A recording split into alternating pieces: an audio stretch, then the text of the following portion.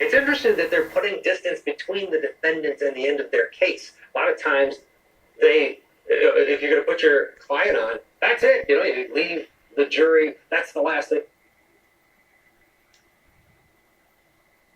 Some distance here, trying to give jurors, I guess, a sense of other that they can absorb to bounce off of what the defendant's story was.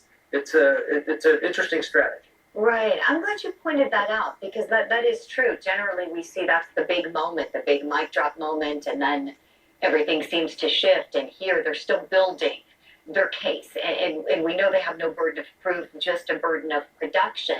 And I know you know this, Ted, the state has to refute it. They've got to prove beyond a reasonable doubt that he didn't act in self-defense. So as they continue to pile on more and more witnesses, they're helping to establish what they've got to do just by, as we know, a preponderance of the evidence.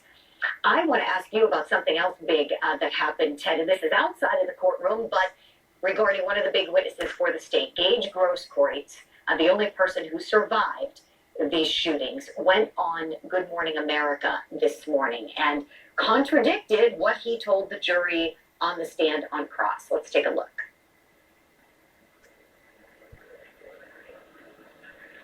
Oh, and I'm being told we don't have that clip. I apologize. I thought we had it, but that's okay. Ted, I know you saw it. So share with me your reaction to him saying, essentially what he said was that he didn't point the gun at Kyle Rittenhouse. But we know on cross, he said he did. What gives, Ted? What do you think? Yeah. Well, I don't think Mike Strahan swore him in before his GMA interview. That might have been the problem. It is interesting. He went on there, and he also articulated that that in his mind that Kyle Rittenhouse was absolutely an active shooter. That he was pursuing an active shooter in his mind, trying to stop this active shooter, and that, of course, is 180 degrees different than what the defense is hoping this jury will characterize.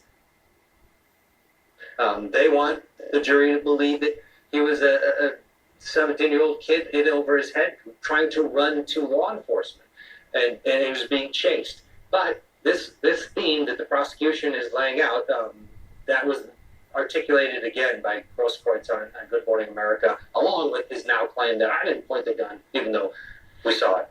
That he testified and agreed that indeed he did.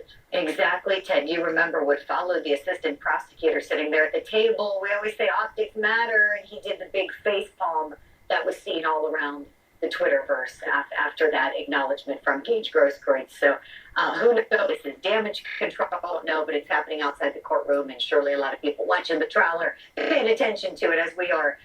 Ted, I want to ask you about something else. Trial watchers, people focusing in on Judge Schrader, the presiding judge here, who I have to say, he knows the law. I've been so incredibly impressed at his knowledge of the law, the rules of evidence, how thoughtful he is.